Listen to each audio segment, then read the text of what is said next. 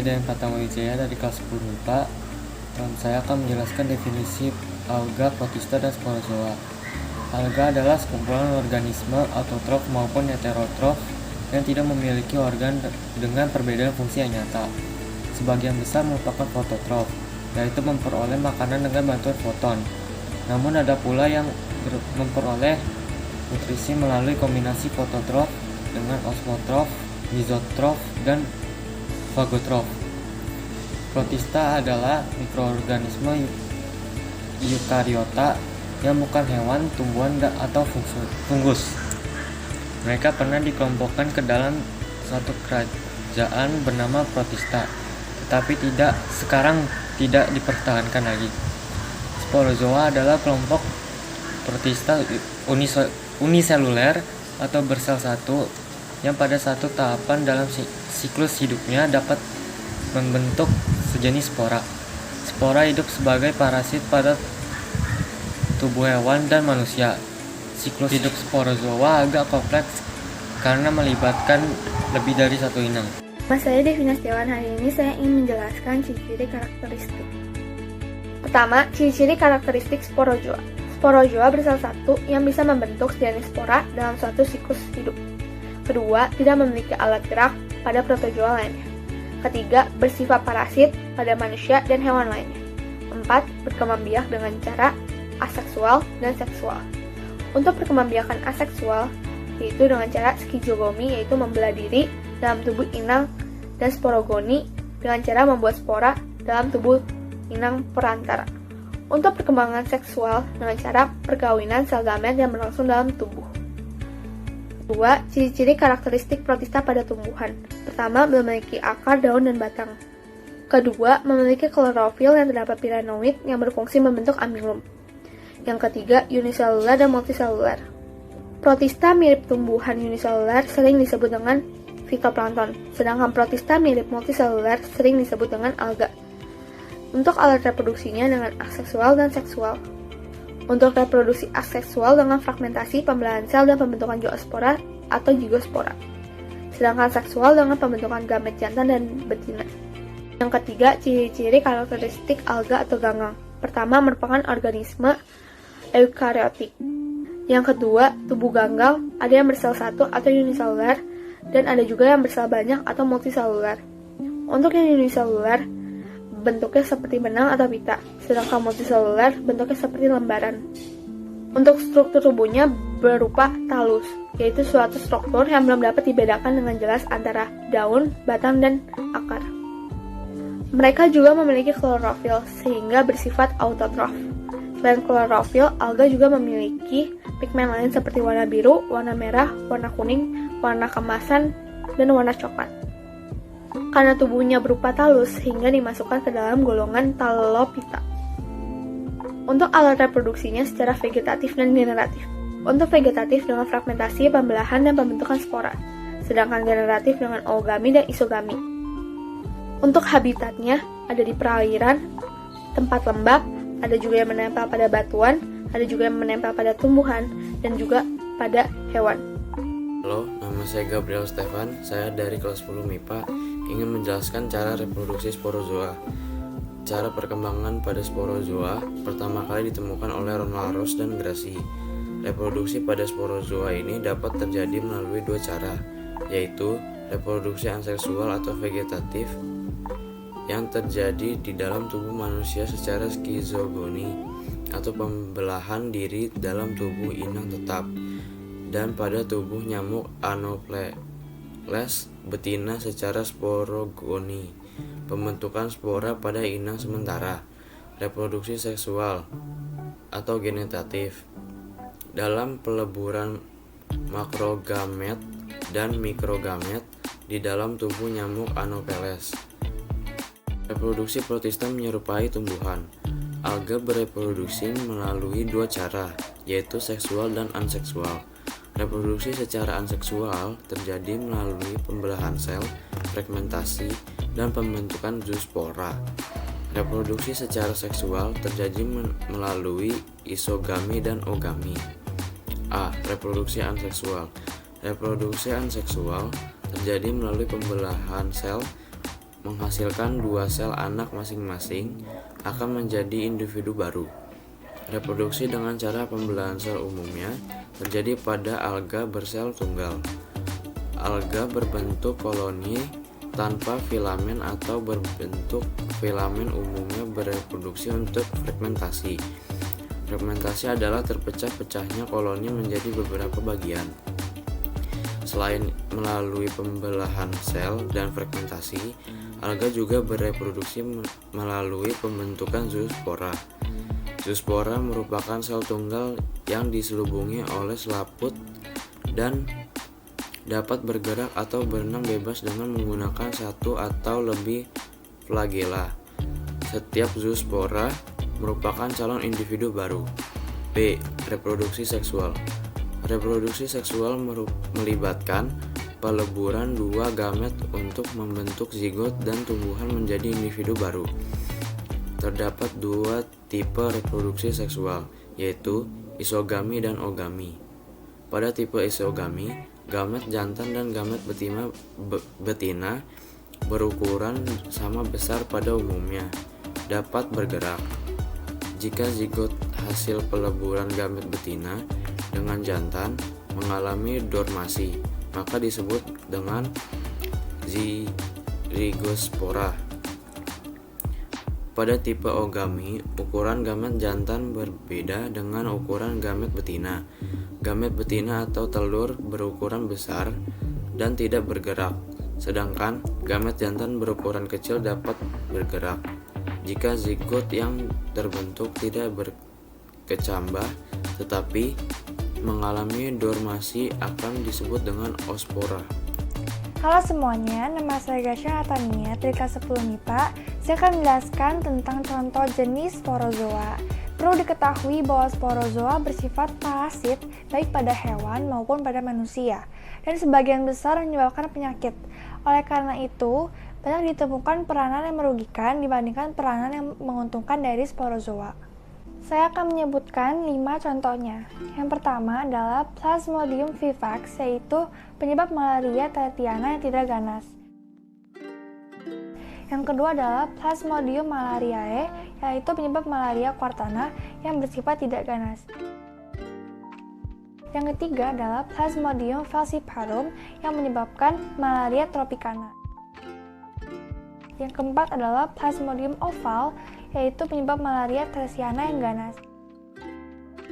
Yang kelima adalah Toxoplasma gondii yang menyebabkan penyakit toxoplasmosis. Nama saya Jovanka Rizkea, saya dari kelas 10 MIPA nomor absen 10, dan di sini saya akan menjelaskan tentang jenis ganggang yang menguntungkan bagi makhluk hidup, baik manusia, hewan, maupun tumbuhan. Yang pertama ada ganggang merah. Ganggang merah itu terdiri dari Porphyra, Rhodymenia palmata, Gelidium, dan penghasil karagenan. Porphyra adalah rumput laut air dingin yang tumbuh di air laut yang dingin dan dangkal. Lebih khusus itu milik filum alga merah spesies bever yang terdiri sekitar 70 spesies. Porphyra ini tumbuh di zona intertidal, biasanya antara zona intertidal atas dan zona percikan di perairan dingin Samudra Sedang. Porphyra biasanya dimanfaatkan sebagai suplemen kesehatan. Istilah Rhodophyta berasal dari bahasa Yunani rhodo yang berarti coklat dan piton yang berarti tumbuhan. Rhodymenia palmata ini biasa disebut dengan dulce, Dulix atau Dilx, dulce merah, Serpiula, atau Kritnach. Jenis alga merah ini juga dapat diolah menjadi bahan makanan. Pada umumnya, Rhodymenia palmata atau dulce ini tumbuh di pantai utara Samudra Atlantik dan pantai udara Samudra Pasifik. Rhodymenia palmata atau dulce ini juga memiliki banyak manfaat karena jenis alga merah satu ini kaya akan serat. Yang pertama adalah menjaga kesehatan tulang karena dulce ini kaya akan mineral penting seperti kalsium, magnesium, dan zat besi. Yang kedua adalah untuk menurunkan tekanan darah. Dulce mengandung cukup kalium yang baik untuk menormalkan tekanan darah. Penyakit berbahaya seperti aterosklerosis, penyakit jantung koroner, Stroke hingga serangan jantung dapat kita cegah dengan mengonsumsi makanan yang mengandung kalium seperti dulce ini. Fungsi yang ketiga adalah memelihara kesehatan mata, karena selain mineral, dulce juga mengandung vitamin A yang cukup tinggi. Fungsi yang keempat adalah mencegah gangguan tiroid, karena dulce memiliki kandungan yodium yang tinggi yang sangat baik untuk tubuh. Yang terakhir adalah untuk mengatur proses pencernaan, karena dulce yang kaya akan serat sehingga dapat membantu dalam proses pencernaan. Gelidium adalah jenis alga merataloid yang terdiri dari 124 spesies. Ciri-ciri dari Gelidium ini adalah spesimennya mencapai ukuran sekitar 2-40 cm. Kemudian percabangannya tidak teratur atau terjadi dalam baris di kedua sisi batang utama. Kemudian, Gelidium akan menghasilkan tetraspora yang berarti haploid dan kemudian tumbuh menjadi gametofit yang haploid pula. Gelidium juga merupakan rumput laut penghasil agar dengan kekuatan gel yang tinggi. Terakhir adalah karagenan. Karagenan adalah senyawa yang diekstraksi dari rumput laut.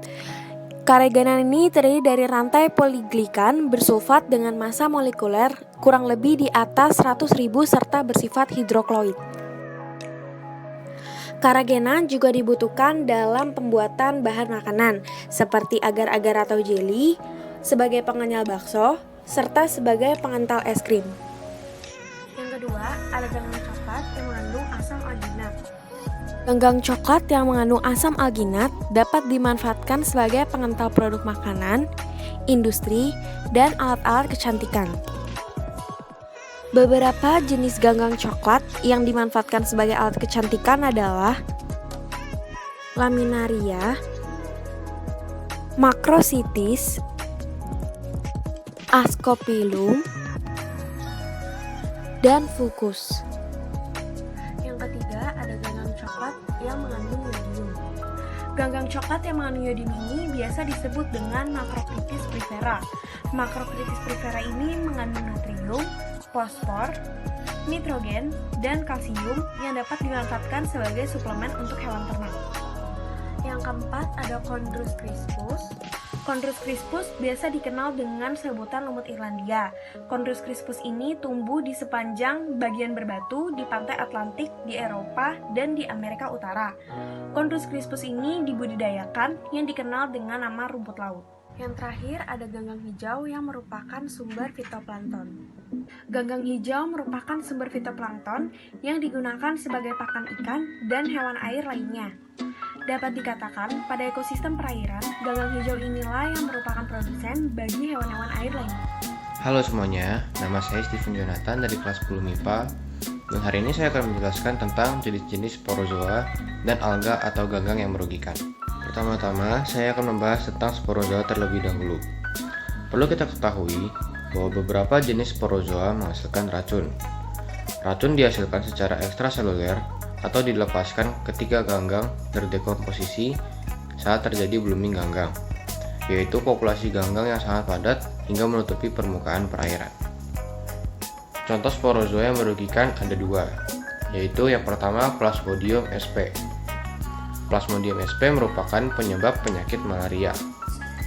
Malaria dapat dicegah dan diobati dengan menggunakan obat yang diekstraksi dari kulit batang tanaman kina. Saat ini sudah ditemukan lebih dari 175 spesies Plasmodium sp.